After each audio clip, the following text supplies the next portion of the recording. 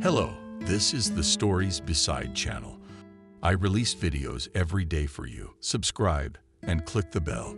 Robert tried not to show his mother how worried he was about her. There was an unspoken agreement between them. He does not torment her with his pity, pretends that she is healthy. She lets the nurse next door come over, even though she pretends she doesn't need it at all. They also discuss plans for the future, as if they have decades ahead of them. After all, with her mother's disease can live a long time, if only to save up for surgery. And yet, every time he put his hand to his mother's chest, it seemed imperceptible, with her from a sudden pain in the heart. He wanted to run to her, to protect her, to grab her in his arms, as his father had once done, and carry her away from their sad, neck-high apartment. Where was the portrait of my father with his stunning smile framed in black? And yet I'm already 27 years old. I'm a grown man and could have thought of something. So thought a thin young man of unassuming appearance. Only his brown eyes and visibly protruding chin revealed a real fighter, fighting for the right to survive in this harsh reality. All other items of appearance made him look like either a child who grew up too soon, or a sad elf who had been kicked out of his warm and kind world by some evil creatures. But the wiry arms and legs with muscles of steel showed.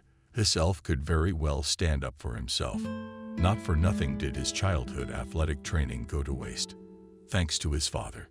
It was thanks to him that he never stopped training for a single day, except the day his father was buried, and the days his mother was taken to the hospital with a seizure. The rest of the time, despite the fact that he worked part-time in a cab and taught classes at a children's mixed martial arts school, he performed the same set of exercises every day. First of all, it was his father's precept. Secondly, he could not become one of those trainers with a gutless face who whispered about the necessity of the will to win. Kids don't listen to you if you advise something fake. What is there to say? They don't listen to anyone, but they copy your behavior. That's why you can't let yourself slack off. Where are you going again? His mother's voice interrupted his thoughts. His advice. Tell me, what are you up to? Why are you going to Utah in that wreck of yours? Mom, not my wreck. Gilbert's giving me his Pontiac, almost brand new. I'm taking the tourists to Utah instead. I'll bring you some green Franklins. The guy talked, winked at his mother, and said, well, the usual hack job. I'll be there tomorrow. You won't miss me. Emily to check on you, the son added, and blushed thickly. He knew his mother didn't like the nurse next door. It wasn't even because the nurse had confirmed that her illness existed. She just didn't like her for some reason. Robert was afraid she would forbid him to invite her. But his mother turned the conversation to something else. The usual potboiler. You say, oh, look, you'll follow your father down a crooked path. Although he was a good man, God rest his soul, but it's too delusional. Mother hastily crossed her son and sighed, sat down on a miserable stool with wages, and put one hand on the other. We ran from time to time to the client. Mother had given up a lot in the last 2 years. What was she like? Thin and resonant, always joking. She hung in there. Then all of a sudden she broke down. The first serious change happened after her father died. The second time was a couple of years ago. He couldn't figure out what was wrong, and he was in a hurry to get her the surgery. That's where all the shoddy work was coming from. But he didn't want to tell his mother how worried he was, so he just made a joke out loud. Well, you see, if we are a honeymooning father, he used up all the trouble on himself like a real man. And you and I were left with a happy life. Or maybe I didn't remember my father well, although he died when he was 12. But first of all, my father was always on the road. Secondly, memory, as if saving him from pain, gradually supplanted the image of a loved one. Sometimes I feared he wouldn't be able to remember anything at all. Memory was stealing precious details from him time after time. Precious bits of memory. Here's his father patting him on the shoulder when he comes back alive. Caught in a thunderstorm when he was 5 years old. And a gesture forbids his mother to be hysterical.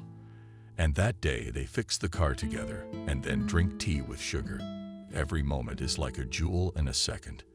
And when memory steals those jewels one by one, you want to cry. But no matter how hard memory tried to rob him of his memories, he was sure that his father was a mountain for him and his mother. So, yes, his poverty, as his mother put it, he just didn't make it, and he would make it. After all, children are supposed to be better than their parents if they love them. And he loved his father and continues to love him because he will continue to earn it. No matter what his mother said, and no matter how much she talked him out of it, hack work really wasn't very hard. Twice a week, he substituted for his friend Gilbert and worked in his cab, taking passengers on a personal excursion to Utah. The pay was pretty good. He sometimes made more in a day than he did in a week's work in his rickety economy class car. He was saving up for his mother's medical care. She had hypertrophy of the heart, and even though she was in her 50s, the doctor said it like he cut it off. Your mother's heart was like a 60-year-old's. She had to have an operation, a prosthetic heart valve. Back in my mother's childhood, it was believed that she would not live long with a congenital heart defect. No one believed she would survive. Not her childhood friend Wendy, not her grandparents on her mother's side. Only he and her father believed, and for their sake her mother lived. Except that she had given up completely after the death of Michael, whom she had met in high school and had not parted with until his death. Her mother never complained, but Robert could see that she was getting worse. The amount required was enormous, about several $1,000s, and he would still need money for a private room and recovery. But he was a man, he could do it. His father, Michael, managed to teach him boxing and self-defense. I had high hopes, and you even wanted to take him to Chicago with full board and lodging. There was some kind of sports boarding school for particularly talented kids from low-income families. Dad was excited, and they were already planning a trip to wealthy Chicago. Except that when Robert was 12 years old, his father was gone. It all turned out silly. He was invited to his birthday party by a fellow soldier with whom he served together in the paratroopers. People said his former classmate and fellow soldier Jacob had become a big man in Salt Lake City. It was even said that he was friends with criminal bosses. But when his mother told him about all this, his father Robert only laughed and joked goodbye. What have you hanged us? Salt Lake City is a big city. It's not our little Syracuse. See if Jacob can help me. I mean, he and I are like brothers moving to a bigger city, and we're fixing up my mother. We'll make her even prettier and younger. But how much better? My father laughed. We did not like his friend Jacob. He would occasionally give her husband odd jobs, after which he would bring back too much money. But he always came back sad and thoughtful. Hope didn't need the damn money. He would work as a physical education teacher, just like before. The pay wasn't much, but it was useful. Coaching kids, what else could he do? With his concussion, it's not long before you get a job. Sometimes it often fails. He turns around again, and the young one isn't even 40 yet. Aloud, she said to her husband, "Please, Mike, don't go. You know how you are, don't you? In a word, if there's any problem, you're bound to get into it. And after thanking me for nothing, apologize. Didn't dream your dead mother is waiting for you on your cleaning anniversary, and you're little." Running to her in a suit and a white shirt. "Don't go. You'll see later." "How can I?" "You don't understand. We don't do that. Our other guys will be there too." He sent me the tickets and paid for the hotel. "You remember Jacob, right? He's a great guy. I always go back. I remember your mother, Jacob. He keeps climbing up the ladder, hanging around rich people. It won't do any good. You know the rumors about him, don't you? Oh, come on. Baby, don't get your panties in a twist. We don't have to live in sorrow." The father easily picked up the mother in his arms and surrounded her around the apartment. Humming a song, mother laughed sharply and smiled in his arms. I rejoiced that father was happy. It would kill my father in just a few days. Only a week later, my father was walking Jacob to his car, coming out of the restaurant, and though he was pretty tipsy, old skills are not lost on me. Out of the corner of his eye, He noticed a suspicious shadow flickering on both sides of him and hiding behind the neighboring cars. He dropped his friend near the car in one fell swoop, and all around were already shooting and firing from a machine gun as the broad-shouldered bald man with a potato nose, who came to them with his mother and Jacob, told me later. Well, you see, that's the thing. I was totally under the influence, and I couldn't see anything around me. My eyes were barely even open, just checking in. And then your Michael, he smacked me in the face and knocked me down. And before I knew it, he was bleeding to death. Jacob waited for the dead friend's wife to say something, but she seemed frozen. And he decided to continue the story. But he managed to shove me under the car and covered the space with his body like a cork. They shot from the front of the Jeep and from behind, and my car was against the wall. And there I was, lying there like in a cave, not moving a muscle. What can I do, Uncle? Think about it.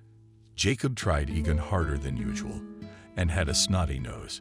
He lined up a huge checkered handkerchief and added who then those in masks wanted to set fire to the car, but to be sure to send me to the afterlife. And I was drunk, not even frightened.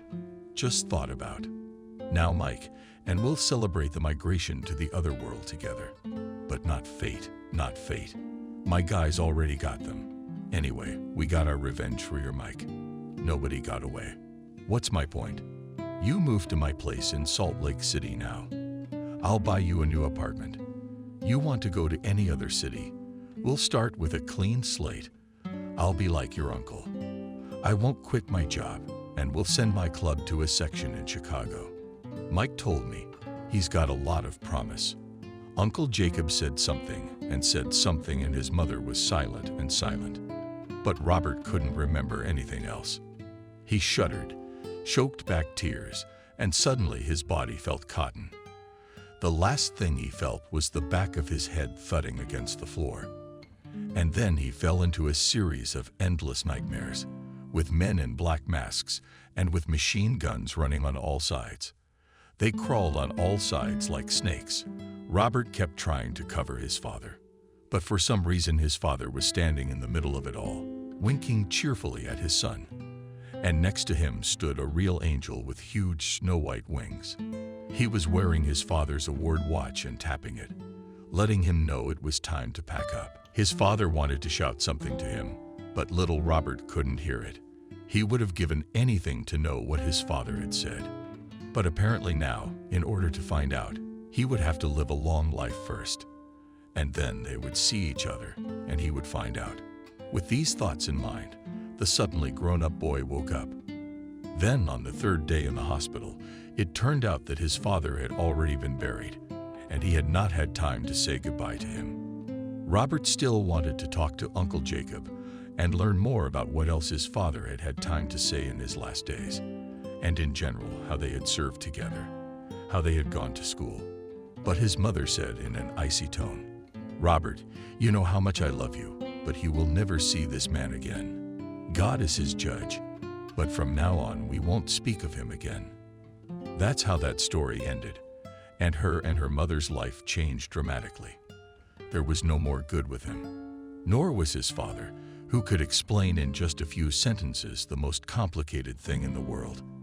He had such a gift. He didn't seem to say anything special. You feel warm in your heart, as if you have a stove on the day when there is a blizzard outside your window, and you carry those words and your father's kind smile with you all day long. And nothing scares you. Only this love and kindness is real. And the rest is just silly ghosts. You can get through any hard day when you have mom and dad, and they love each other and you.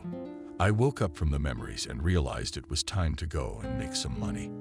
I just had to tell the nurse next door, Emily, to stop by and see my mother.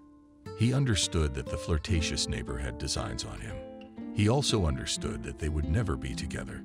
It seemed nice and okay, but it looks like a lizard, sitting on a rock and basking, beautiful in its own way, but infinitely alien reptile.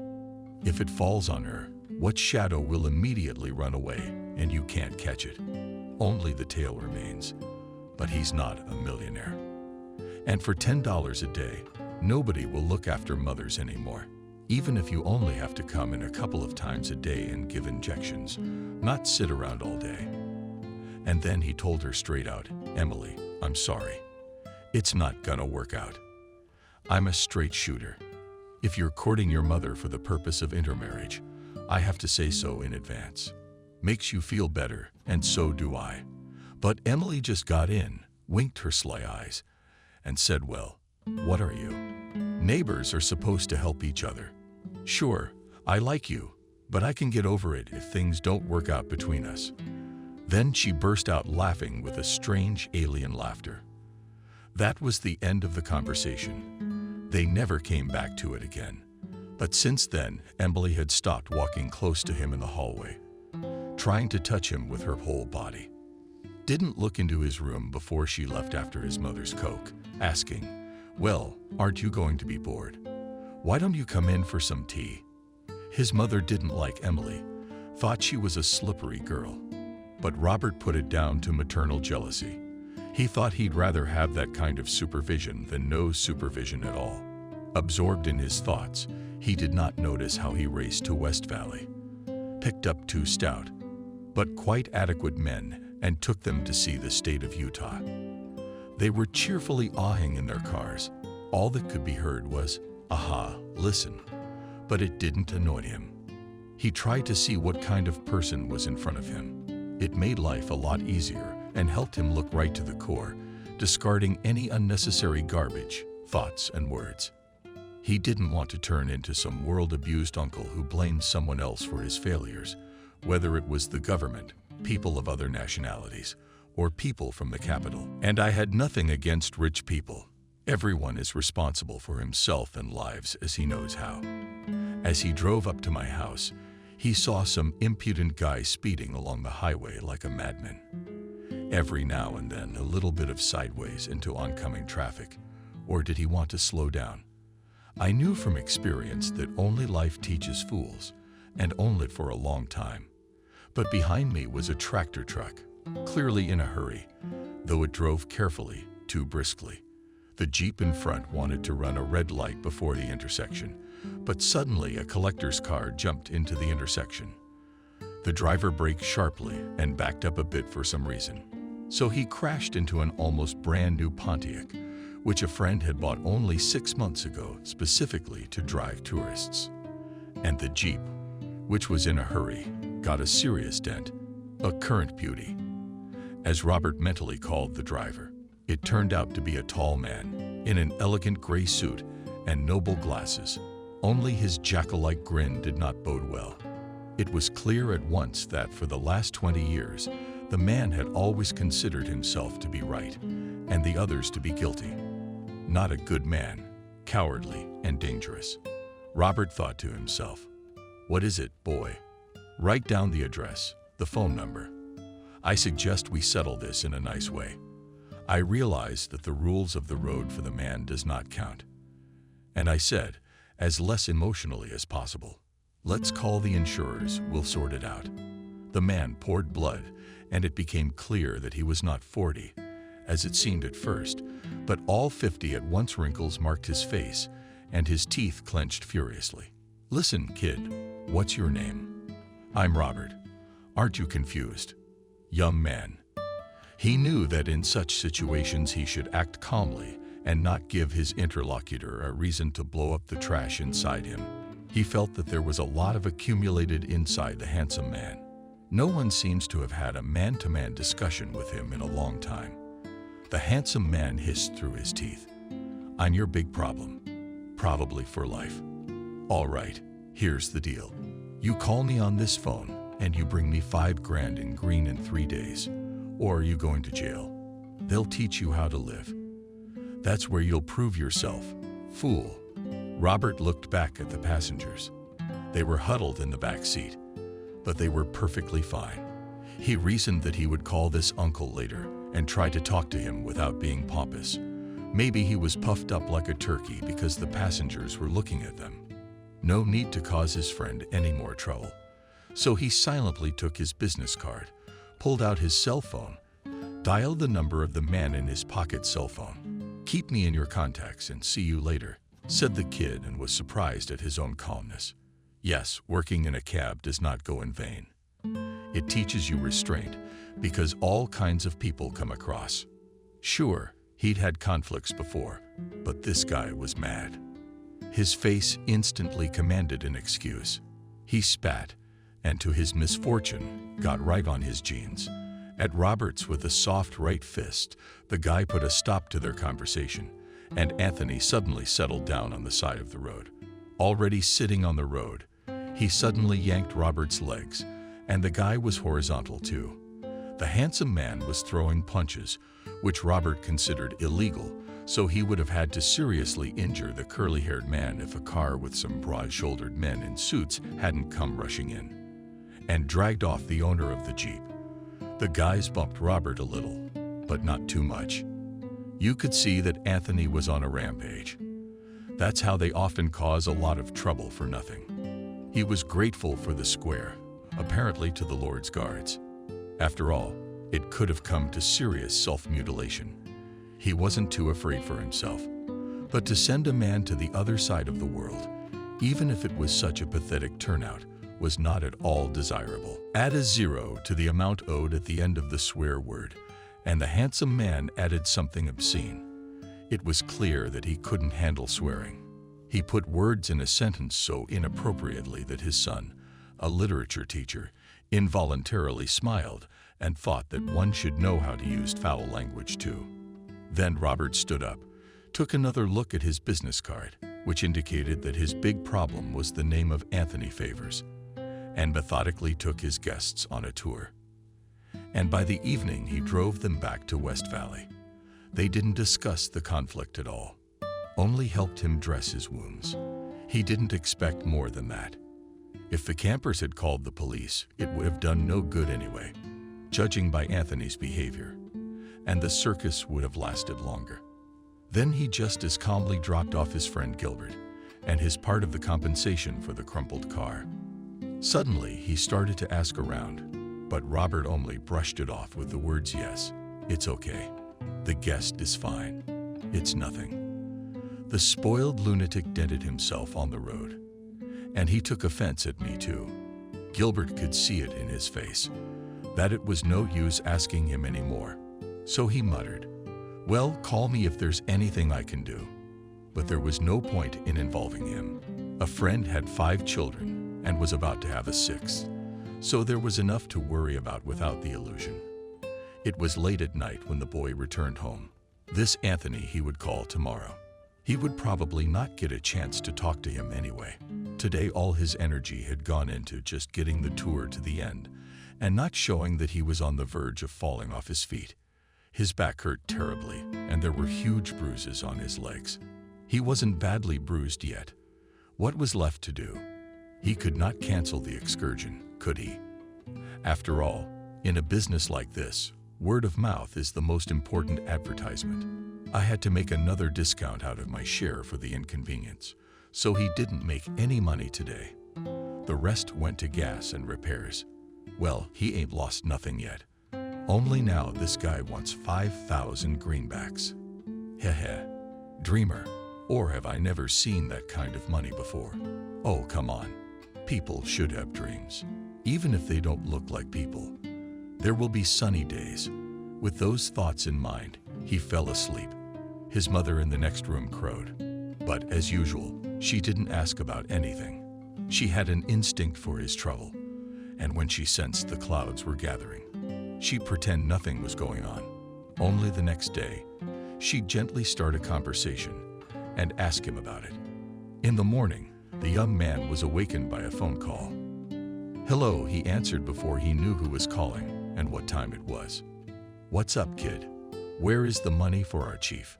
Should he be offended already, or what?" "Money? Yeah, it's $5,000 for the car repair. The clock is ticking. If it's day 3, call here tomorrow, or you'll end up in jail, where they can help you make the right decision." But he did not have time to ask why all of a sudden he had to go to jail. Without introducing himself, the owner of the smoky voice hung up. Not a few hours later, he was already talking to his friend and foster brother William, who used to work in the police, but now went to free loaves and tracked down. As a rule, mistresses by order of wives privately paid better and no risk. William had been living with their mother for about 7 years when his grandmother died, so there were no secrets between them. Candid people. Yes, Robert, were you flying serious? Your Anthony revolves among the ex-cops of high rank, but those who sold out dearly, and so to speak, gentlemen started their own business. In simpler terms, laundering money for the masters. Now, Anthony, your favorite son is the son of the main man who runs the place. His name is Kevin, and he solves all the problems of the local administration in a cool way. One of the two who survived the 90s from our town, the other has long since left for the warm islands. Uncle Kevin is kind of a patriot and dedicated himself to his homeland. Robert clarified. What a joke, brother. He has powers. Williamka was surprised and explained Uncle Kevin has a file on everyone, and everyone is afraid of him. His son is a capricious dullard, puffed up like a turkey and not a brain in his curly head at all, and does nothing but quarrel with everyone and threaten. Went to see his mama, who does nothing but plastic surgery and clothes shopping. Never did anything else. You just make sure they don't give you a stupid car. It's easy for them. When you say your last day for the right decision, tomorrow, sighed Robert. That brother is bad. William became blacker than a cloud. Other people are like crows in a downpour. Then he suddenly woke up and said this, buddy. I have a friend with connections, so to speak, in the criminal world. But if he can help me in any way, I'll let you know. But if I can't do anything, don't be sorry. I'm just a private detective. I take pictures of old ladies with their mistresses. In short, I'm a photographer, an amateur and a guardian of women's fears, and nothing more. I just call myself a detective. Okay, William rolls over, and there's a gingerbread truck on your street. Here's one serious client coming in and picking up all you're capable of. He and William once tried to do a joint detective agency in Salt Lake, and it was starting to work out pretty well. But 2 years ago, the mother got worse. She had to come back to Ishim. William came back here too.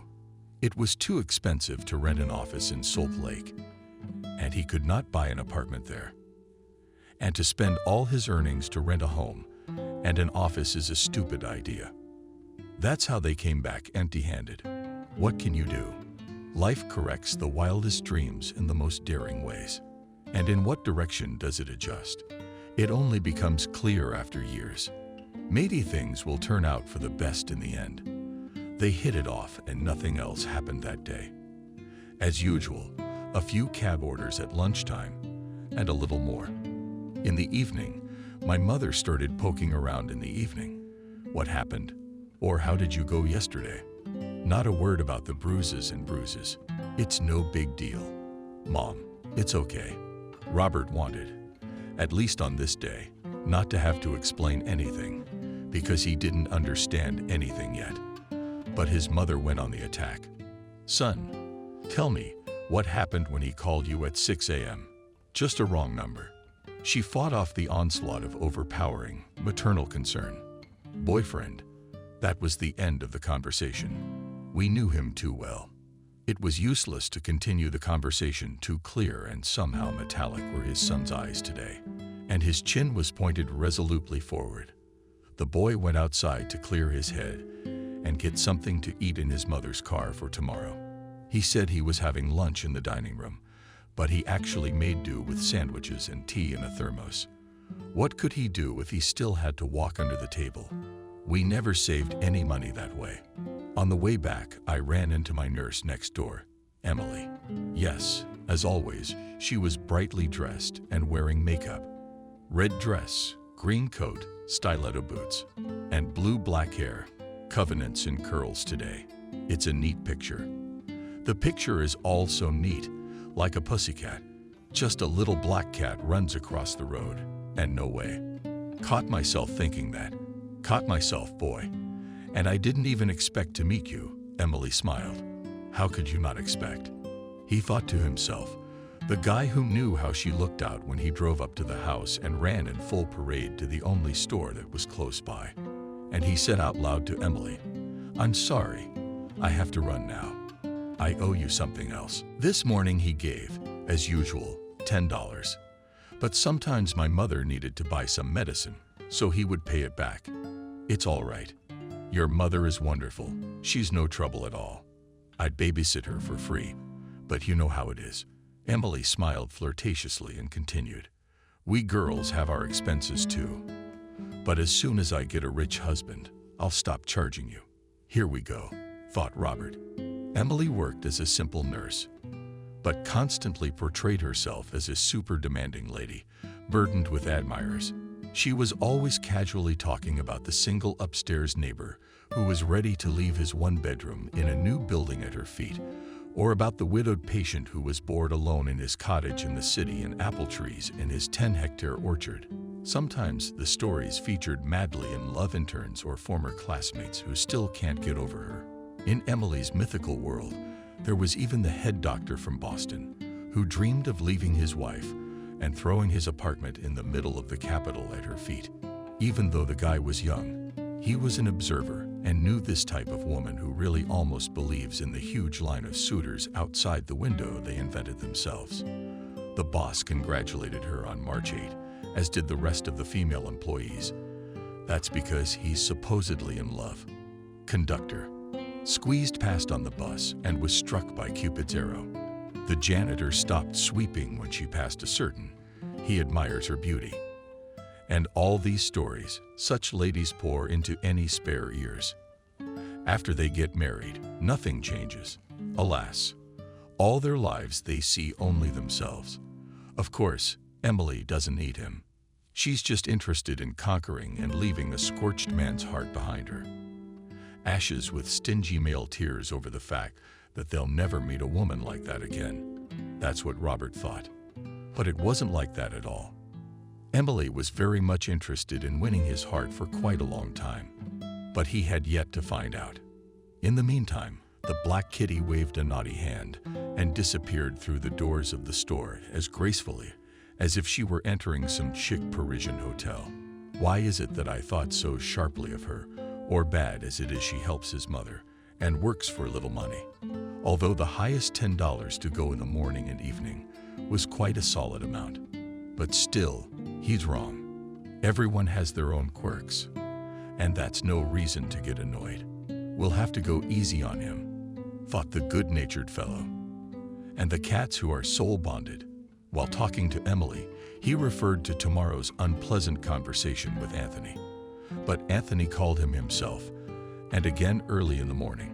"So, will there be money or help you get a loan?" Smirked the curly-haired handsome man on the other side of town, where he lived in Dad's luxurious cottage. "Look, let's meet and talk like men. What's the point of playing games with them with phone calls? You're a clown. Remember, the only thing you have to say is, where do you want the money brought to you on? Otherwise, you'll be talking to convicts." He laughed, pleased with his brutality, his smugness. The chuckle could be felt even through the cell phone connection. Somehow it's always these daddies and mommies who do business and pretend to be kings of the mountain. They may be kings of the mountain, but they are kings of evil, thought Robert. He was getting awfully tired of this dragging quagmire. Anthony's wiggle. "I love myself to tears in this cloud of roses," jokingly sang. Or I to myself, and aloud he said, "Why can't we talk like this? Learn to speak normally. Then call, and ask to call one of the drunken servants." Oh, why did he say that? It just slipped out, and before he could regret it, the phone exploded with foul language, the meaning of which boiled down to everything. "Besides, I'm a great nobody, and I'll trample you, and you'll regret being born." Why did I laugh? And then I regretted it again. But I couldn't help it. After all, William hadn't called yesterday, so there was nothing he could do. Well, you can't escape your fate, can you? It seems he's got Iraq. But what kind of VIP status? What do you think? Kudryashov, I am not worthy of such an enemy. He laughed out loud again. He laughed because he had to release accumulated tension and because he had nothing else to do. I first caught myself in the habit of laughing at the most inopportune moments when he was only 5 years old. He and the boys were running for a swim when they went to their grandmother's house in the village and got caught in a thunderstorm. The older boys were shaking with fear. The youngest 3-year-old boy next door didn't understand a thing. Robert was afraid the older boys would scare him, so he wanted to reassure the little guy. He said, "Look, William, this is how we play. Those two play cowards, that's their role. And I'm the warlord in our game. The storm is the enemy's army. And you are my only hero. Your job is to be calm and smile, so that the enemies don't realize that there are only cowards in our army. And I will distract them. Can you play the silent hero? Or are you still too shallow?" He made on seriousness, looked at the little one. I can't, of course, please the kid because he was so rarely played by grown-up boys. "Great, see the stick. It works like a magic sword, and you can use it to command a thunderstorm. Say cool." "Wow," the young one marveled. I ran out to meet Georgia with a stick in front of me and shouted "Who's?" "There are only heroes in my army." He turned around and winked at me, and Delano said, "Well, I exaggerated a little bit. That was the tactic of combat." The kid got it from smiling all over his mouth and once again nailed the tiny shoulders and spread his legs. After thinking for a while, menacingly, as it seemed to him, into God's hands, Robert got into a groove. He was running, laughing, swinging the stick, left and right, up and down. In fact, his father had already managed to teach Robert some throws and blocks with the stick. And in the eyes of the kid, and in front of the players of the storm and the downpour, he was a real hero. The two older guys stopped shaking and laughed too. One of them said, "Look, Robert, you're our tough guy." William heard and got even more excited. He shouted in what he thought was a mighty go-getter voice, though really it was more like the whispered squeak of a toddler with excitement. "To the team, and to the team. We have a hero yet." The commander waved his stick approvingly at the older boys playing over him. I put my finger to my lips. "Don't tell me, William. We're just playing." They nodded and made serious faces. Robert got even more in the mood and ran up the hill, threatened them with a flash of lightning, and said menacingly, "Commander, I forbid you. You hurt him. We still have a hero." To be sure, he knocked an improvised spear to the ground and spread his arms towards the enemy children's imagination, existing only. Then the storm clouds were carried away by the wind, and the clouds magically began to dissipate. The downpour suddenly became just a working rain. But from then on, Robert always laughed when he was in danger. Their mother's father had the same habit. "If you were alive now, I wouldn't be so afraid. Would you tell me what to do now?" Now he was facing danger again, except that his friend Williamka could not stand behind him with the look of a bogeyman, and there was no magic wand to threaten the impending storm. Still, he decided that he would remain fearless, no matter what happened. Otherwise, who would protect his mother? This desire to protect everyone around him, even the stronger ones, more than once it had saved him from the worst situations, and he hoped that this time, too, the curve of luck would take him in the right direction. But if Curve was going to take him anywhere, while she was making her rounds by the afternoon of the ill-fated day, he was stopped by the traffic police and found weed in the cabin. Of course, he was a complete idiot. After all, he had seen that the passenger had been unkind this morning. Robert also wondered why he was moving with such a big suitcase to the next street, but he could not think that he would shove the forbidden potion under a lice-covered spare tarpaulin. A text message came from an unknown number. "Good luck, immortal." It was clear who the black mark had come from. The investigator hinted that even if the debts increase by 10 at the end, it is only more reason to apologize to the good man, and something else added reliable people in the banks, which all give credit to everyone. But all this he said in the hallway, and in the interrogation room he only asked questions appropriate to the occasion. It was only at the end that he asked what was decided. I decided to follow the letter of the law and wait for a fair decision and call my friend, who would get me a lawyer. You've already used your call. We're not running a telephone exchange here, the investigator muttered. Maybe tomorrow we can help you, he said as he escorted him out into the corridor. And on leaving the interrogation room, he added, if you live long enough.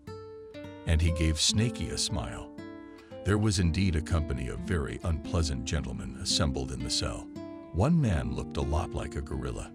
Everyone called him John. John was not an albino. He had no eyebrows and no eyelashes, but his little red eyes burned with wild anger and a willingness to tear anyone apart. Just in the mood. The second gentleman's name was Hunt. He was a lanky, thin, vile-looking fellow with constantly bulging eyes who came up to Robert and said the same thing. What are you trying to do? So he repeated several times.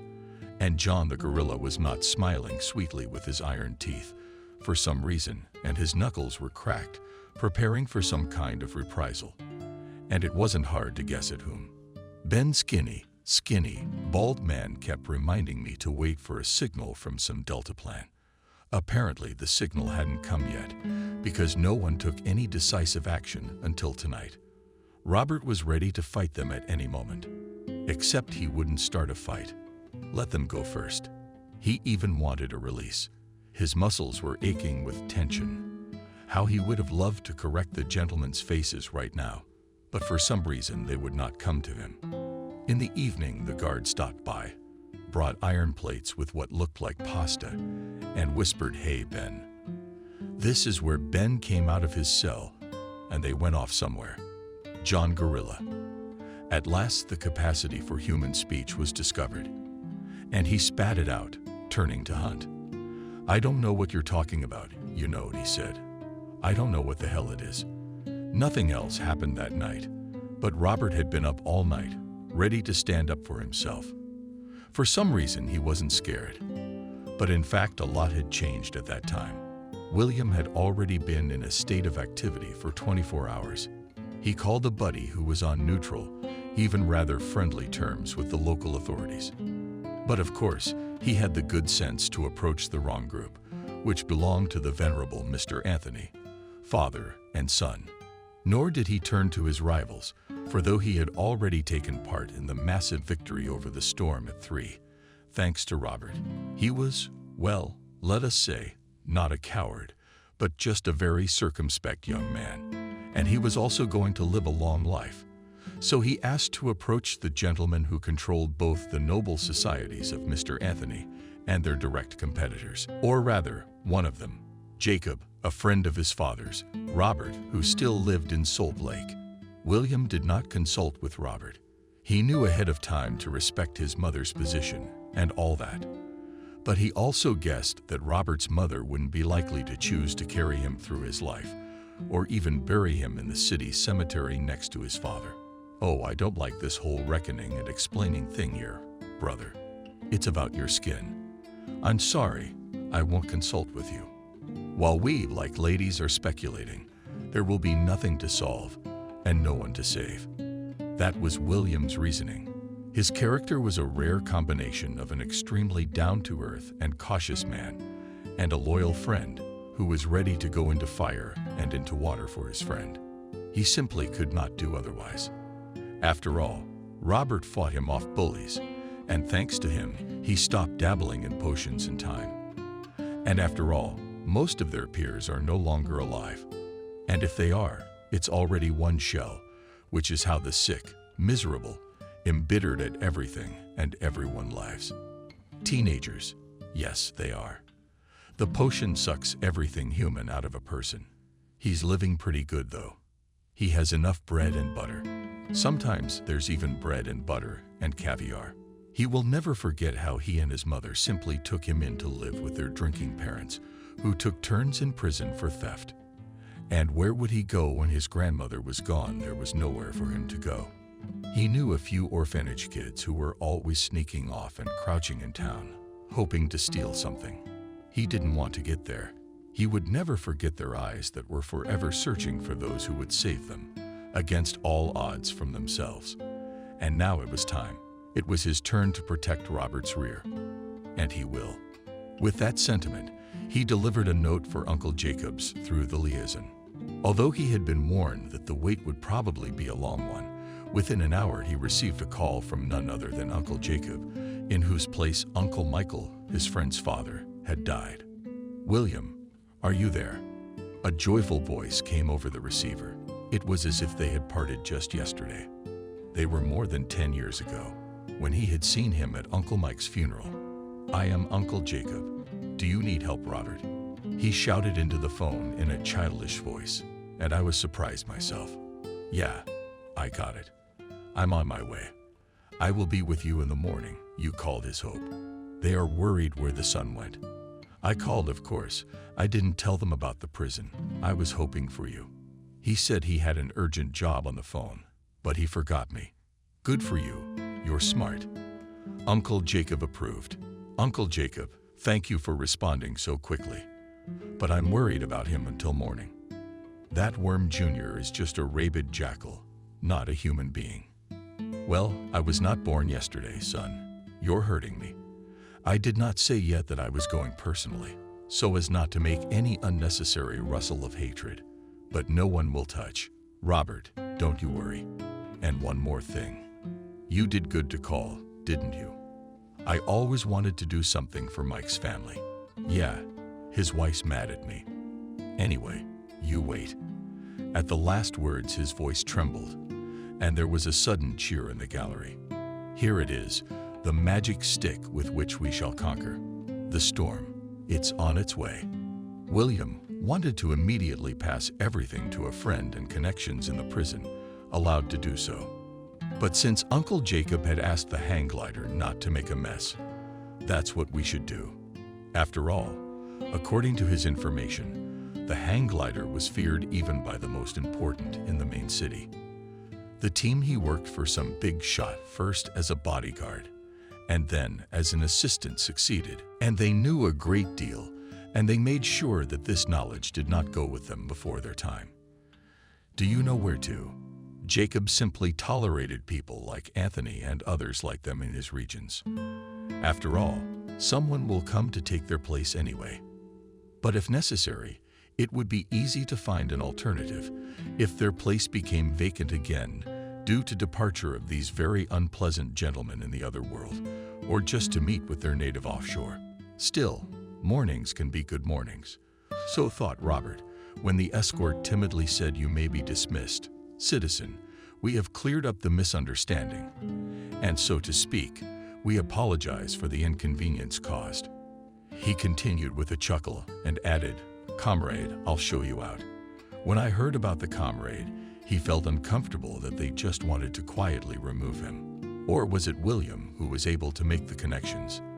But it turned out there was a stranger waiting for him, a broad-shouldered, gray-haired man. He reminded me of someone, but he was familiar with the potato, and his lip grudgingly reminded him of something important and familiar.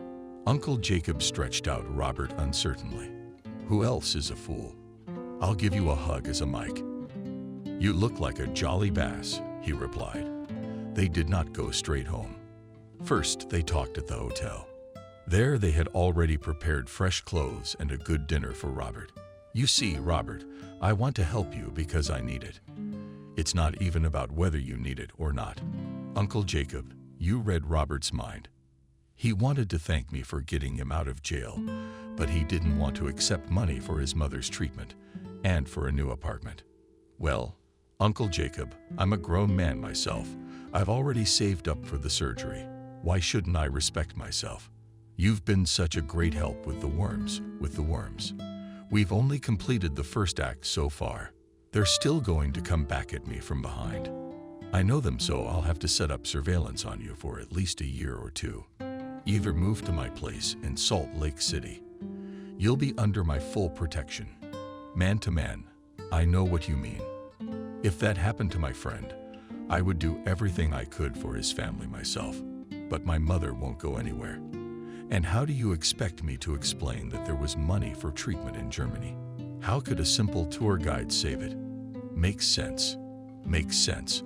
All right, let's make a deal. You go back home and don't worry about anything. We'll put William on the stakeout. It'll give him something to work with. Your mother won't suspect a thing, because he's there too. He comes to visit you sometimes, doesn't he? That's fine. And before treatment, you'll have to bring equipment and a doctor to Tumen, straight from Germany. Well, yes, it's just a question of the amount. It's not a problem. And don't make me justify myself, please. I'm no angel, Robert. Far from it. I've been through a lot in my life. But I'm not the worst person either. I have a conscience and a sense of duty to your father, too, Uncle Jacob. What about Dad? He said something about me in the last days of his life. Yeah, he said you were small, but you were a real fighter. I wanted you to get into a big sport. But after this conversation, I think there's something more important in your life. Tell me, do you have a girlfriend? Are you gonna get married? But you're just like my mother. No, girls, I'm single-minded. First, you have to cure your mother, provide for her, and then start a family. And I don't like anybody. Well, you got a good point. You've got to be serious about choosing a wife. I'm sorry, I was just asking an old man's opinion. I wanted to know more about you. And I need to think, how can you and my bodyguard's mother catch you up? Listen, she has to leave in an hour, but I'll call you as soon as everything is ready. About the mother's surgery and about Anthony. There's one more thing that's been bothering me. I don't want to tell you until it's all cleared up. Uncle Jacob answered the guy. He was not a prude and was well aware that he would have done the same if he had been his father's friend. He wanted to know even more about his father, how they served and everything he could. But he knew that it would be too much for one meeting after a long break. From that moment on, life was bubbling along. William began to drop by almost every day. And while his mother went out for tea at a neighbor's house for a while, installed tiny cameras the size of match heads everywhere. The next day in the evening, he told his mother a little bit. You can't help me get a personal life. Sneaky William, sputtering in a smile, winked at Robert. I will, of course I will. You're my second son. What do you have to do? Robert's mother smiled. Like most women, she adored arranging the happy fortunes of newlyweds and secretly hoped that Robert would finally get married. That something would happen to her and how he would be alone. And she wanted to have time to see her grandchildren. Of course, all mothers dream about it, and she is no exception. Anyway, there's this fatal blonde nurse. She's temporarily interning with our higher-ups. Just a gold, not a girl. Beautiful, kind, intelligent. And she struck me right in the heart. She can't afford to pay for her room, and she's going to live in a dormitory. But it would be great if you'd rent her a room, and she'd look after you in return. After the word would, Mother waved her hands in protest. Well, please, for me, please, pretend at least a month that you are sick. Demanding tea take your blood pressure. All in this spirit. But my happiness is worth it. William smiled the most charming of smiles. Bah, you scoundrel. But I can't resist your charm. All right, I'll bear it. I've been torturing Robert with my Emily as it is. I tell him I don't need help, but she keeps coming and coming. And all with some kind of made-up smile. Everyone praises me like I'm a crazy old grandmother. And I don't need pity, and I'm not sick. I'm probably still good enough to work on. I see. I wish I could make nails out of these people, but Kate's really nice. You'll like her, William summed up. When Robert went to see him off, he asked directly Olya, is this the same Kate, the bodyguard that Uncle Jacob was talking about? How did you figure it out? But I didn't doubt it. You should thank me. I took the fire and slipped Aunt Nadia, a bodyguard, to have a sister and one-person bodyguard. Robert was surprised. Why would Mom need a bodyguard? Well, brother, there are several reasons. All you need to know, we of Uncle Jacob are definitely on your side. William hasn't thanked you once yet for daring to go out with Uncle Borgia. I know how risky it was. No other man would have done that for me. I'll never forget it. Oh no, I'm the only bog-eater in your army, you forget." Here they both remembered their childhood victory over the thunderstorm and laughed like boys. 2 days later, Kate showed up tall, strong, athletic build. The girl took the third room, which had been empty since her father's death, and blended in with the family in an uncommonly harmonious way. Her mother couldn't get excited and kept saying Kate, Kate to her. It was obvious that she liked the girl. Kate, as her legend would have it, sometimes went to work, but a sporty-looking man rented an apartment on the floor above, who regularly looked over what was going on in the apartment. A couple of other inconspicuous people even accompanied Robert to the store. At the same time, Jacob's uncle had arranged for a brilliant surgeon to come from Germany for some insane amount of money, although he was assured that it was possible to find a specialist in the USA. But he was stubborn and trusted only those whom he knew personally or those recommended by acquaintances. When the operation was a month away, Kate was instructed to delicately start a conversation with Robert's mother about the luminaries from Germany coming to our city, and the surgeon was ready to perform the operation on several people so that the doctors could learn and practice some new technologies in surgery. The special operation was well organized by the Delta Plan. Indeed, they took a dozen more free patients for treatment, and even called a press conference at which Dr. Klaus Merlin told about a sudden ardent desire to exchange experience with colleagues on heart valve replacement in people with congenital defects, and he invited surgeons of his level to apply to be present during surgeries. The doctors could not understand anything, but several applications were submitted. Even a famous surgeon from Boston came and fervently supported his German colleagues' initiative to perform surgeries on a charitable basis and contribute to science. Thus, by the time Robert's mother arrived, a whole concilium of excellent surgeons had already assembled, and since she was placed in one of several wards of what she thought was a charitable ward, it could not have occurred to her that this friend of her husband, with the assistance of his and his adopted sons, wanted to do her good even against her will. She happily shared with her roommate, one of whom was also a Russian literature teacher. But they say that there are no good people left in the world. Just about them little told. If you and I were not in this room, then we would not have believed it. What can it happen? You do not say. Her neighbor echoed her. I applied to be reimbursed for part of the operation as a disabled and emeritus teacher. And then all of a sudden, such a joy. Come, they say, absolutely free. I thought there was only one good surgeon here, but I'm met by a whole council. And it's all free. Travel, accommodation, treatment. Still, the government takes care of us. We shouldn't be criticizing the government. That's what I say. Mom agreed with her. The thing is that journalists tell us only about sordid things about good people. Rarely do we get a word in edgewise. The women also continued to praise the increasing humanity in society. Other patients with them. There was still one nursery nurse in the ward, and the cook also joined in this optimistic chatter, and were happily preparing for a charitable in quotation operation. Somewhere behind the scenes, Jacob continued to pursue his dream of making life better for the family of a fallen friend. He was not at all like an angel, and felt extremely awkward and unaccustomed in this role. He was worried not only about vengeful Anthony, but also about his friend's secret, which he had promised never to give out to anyone. The fact was that Michael had not just served in the paratroopers. He had been for a long time the personal bodyguard of a very influential general. That was his part-time job in Salt Lake City. And the latter had assigned him to keep important papers, which contained a lot of dirt on the now acting figures of the world, power, and business. And on their last meeting, he asked Boris to burn those papers as soon as the opportunity presented itself.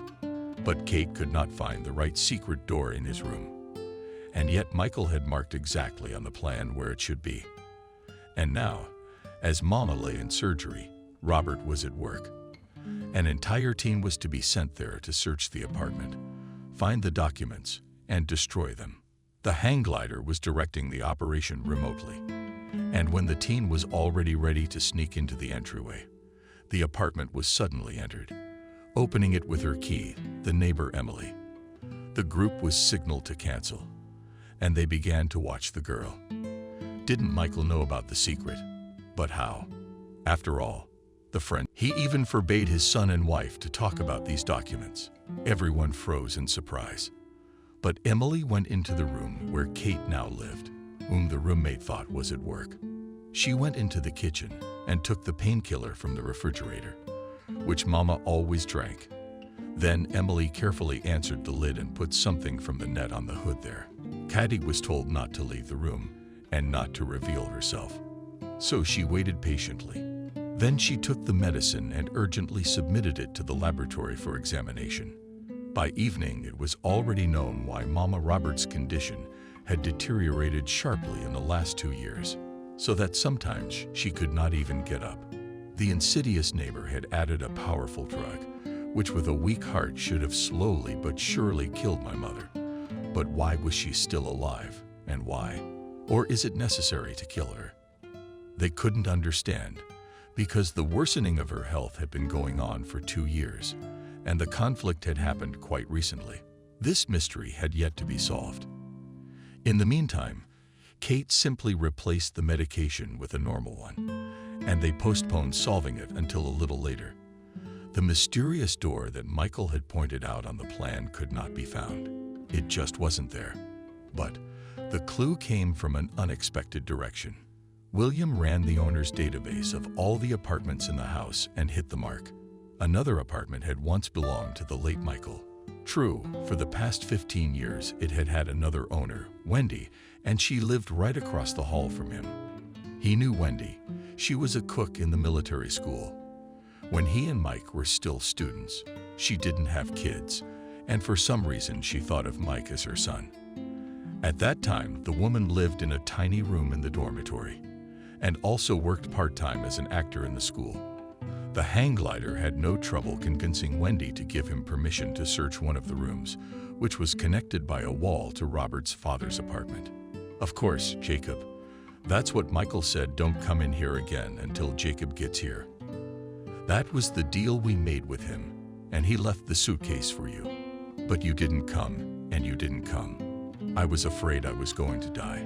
It turned out that the door from Michael's room went right through the entrance wall, and he could have been in another apartment without leaving his room. But the door indicated in the plan was camouflaged in niches, and a little later, about 6 years after his father died, Robert decided to make repairs and line the wall. That's why the object he was looking for could not be found under the layer of cement. There were no documents in this apartment, but there were dollars and euros in an ordinary suitcase, and a note: friend, if you found this suitcase, I am dead for some reason. Keep a third of the money if you have money problems. Figure out how to give the rest to my family. The general exchanged his papers for money, even though I didn't ask for any payment. I took the money so I wouldn't have to upset my mother again and go on dangerous business trips. The rest is in the letter. In the letter, he left instructions for his wife, and in the envelope was also a large number of family pictures with his son and wife. So much for Michael. All things considered, even after his death, Jacob said to himself, he decided to give his third of the money to Wendy. He learned from the conversation that her daughter, who had been cured of her years of alcoholism, was about to visit her. The woman had spent all her savings on this treatment, and the daughter is unlikely to be able to work. Come on, Jacob, I got the apartment anyway. I thought you'd come back sooner or later, and I'd have to give it to you or Mike's wife. I never counted on the money. I had it lying around quietly, waiting for you. What took you so long? What to do? Wendy, in life, if there are straight paths, they do not lead to good. You can keep the apartment in peace, but hide the money to your daughter. In case she gets into old habits, put it on her account and all that. If there's any trouble, you know the phone number now. She gladly accepted the money, because finally her dense daughter, who had been drinking and living wherever she had to, and with whomever she had to, would come back. But suddenly she decided to take up the cause. Wendy excitedly told Jacob how happy she was. After all, God had heard her prayers and had helped her daughter. You know how talented and sensitive my Maria is.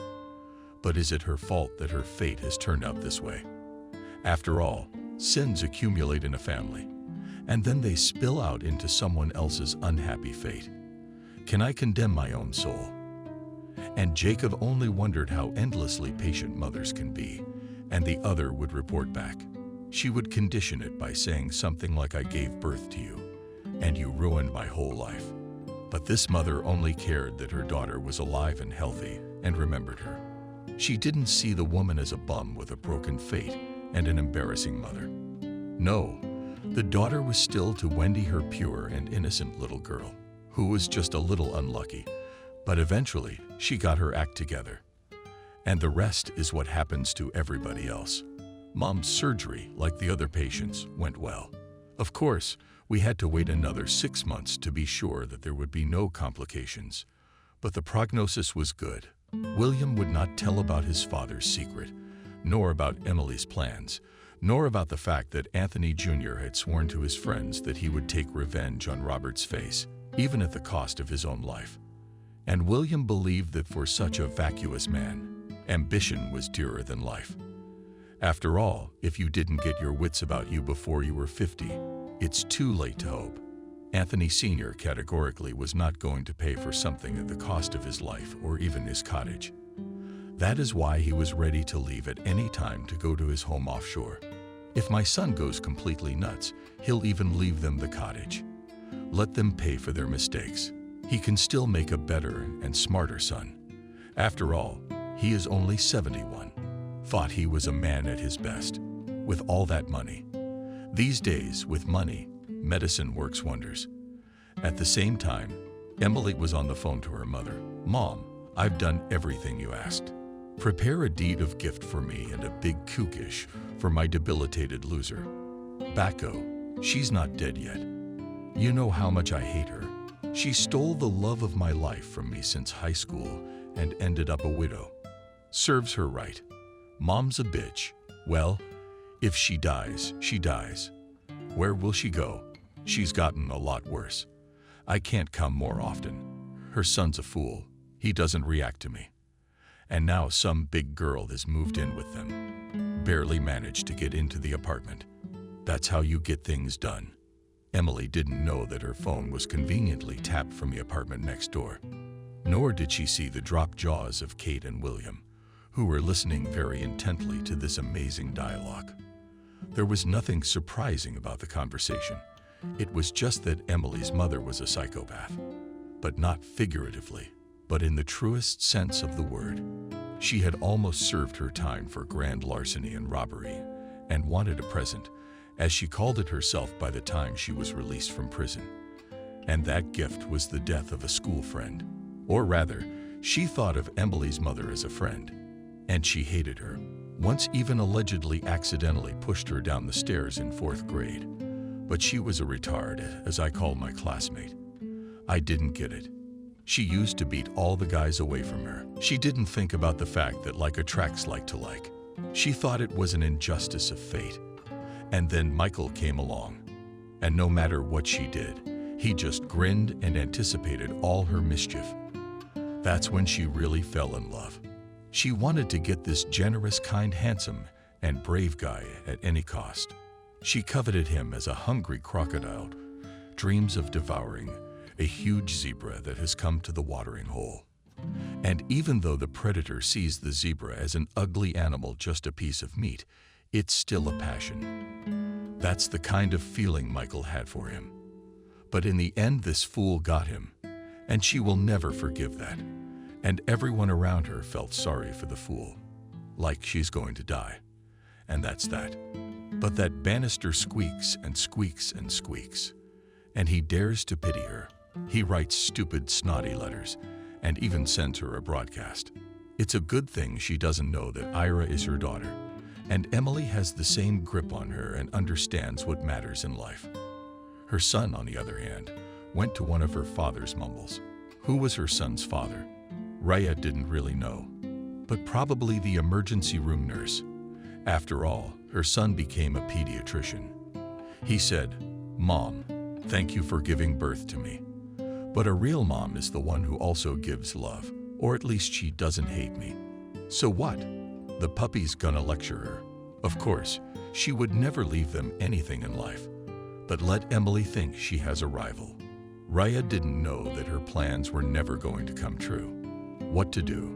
Some little things cut an obstacle to other little things so hardened that obstacles simply bypass them.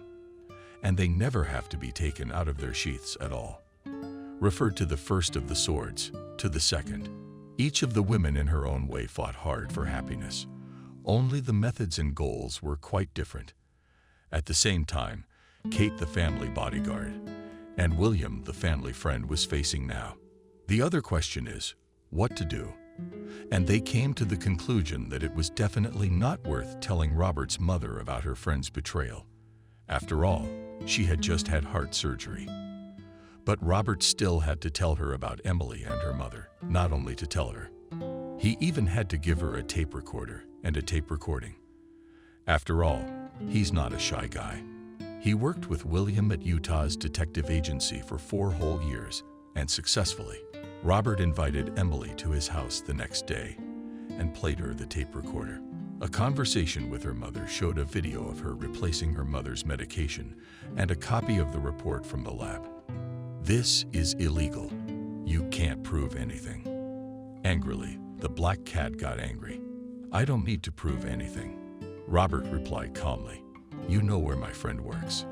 We got something on you and your mother. Robert deliberately used words the young woman could understand. She obviously didn't understand in a good way. And he pulled out a whole pile of documents prepared by William, which showed that the patients for whom Emily was a caregiver too quickly and often died.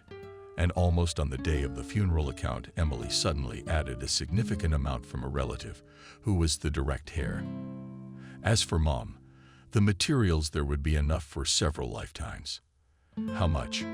Coldly, arrogantly, Emily asked. How much what? How long will you sit? Clarified Robert. How much compensation do you want for the moral and other damages? But you understand. Although personally, I don't understand why you're clinging to your mother. So if she dies, what will you be left with? You're young. Live your life and be happy. Go on, it's bad. Robert had never been this close to hitting a woman, but he held back. Emily, I don't want anything. I'll give you all the paperwork tomorrow, and you won't hurt anyone else. Neither will your mother, and the rest is not my problem.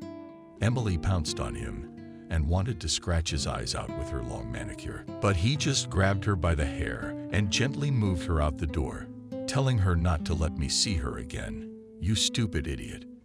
He really couldn't think of any other definition for such a morally handicapped person.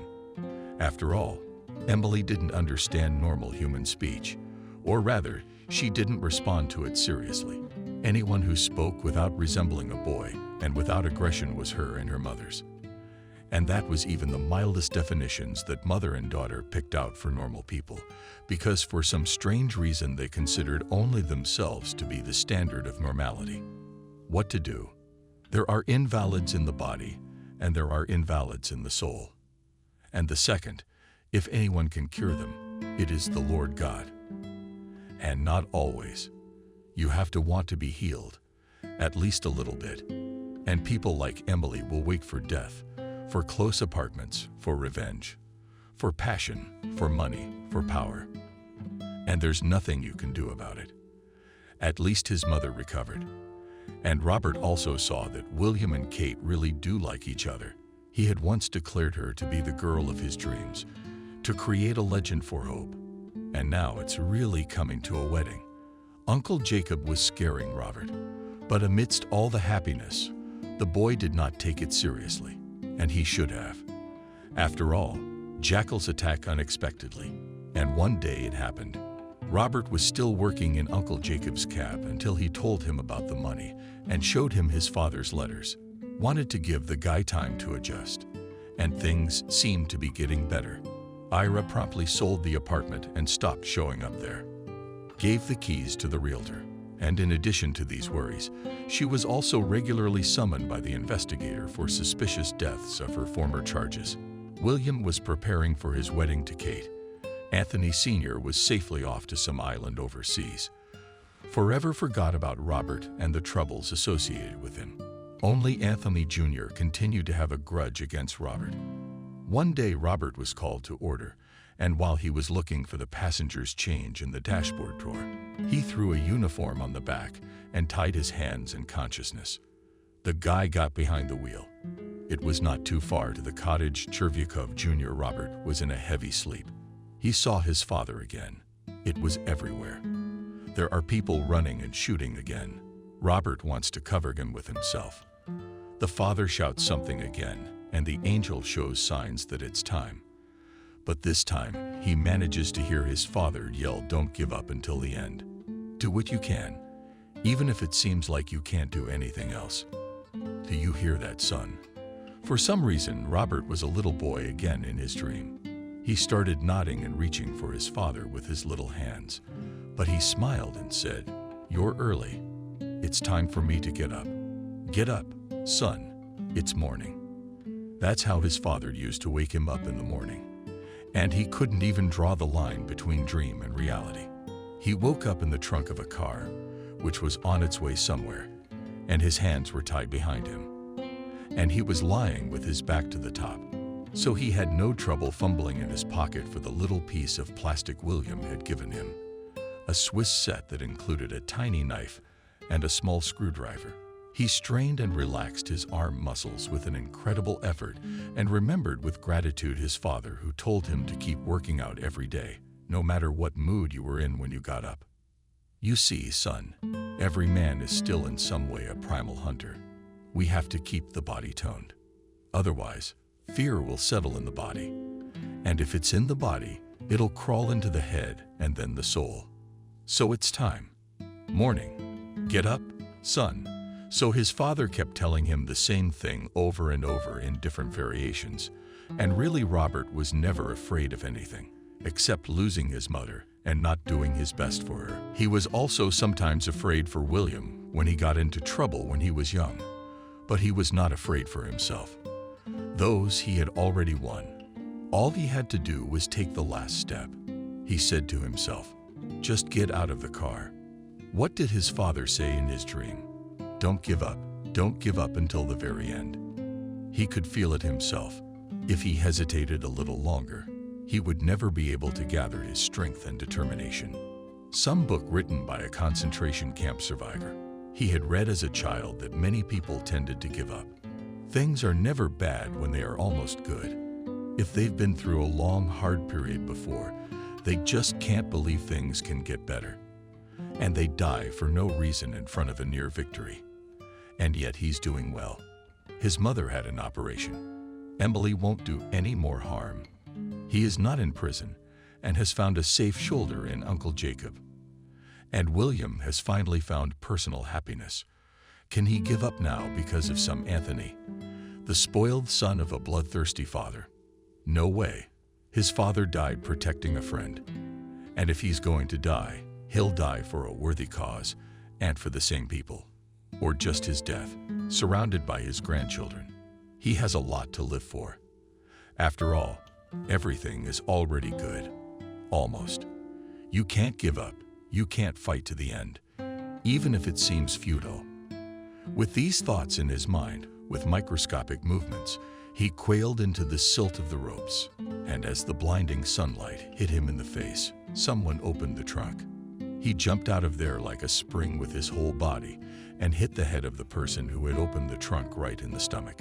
He collapsed in surprise and sat up. But to the car was already running to the guards in the gate, which should have entered. The car had already been locked open, with only the gate left open.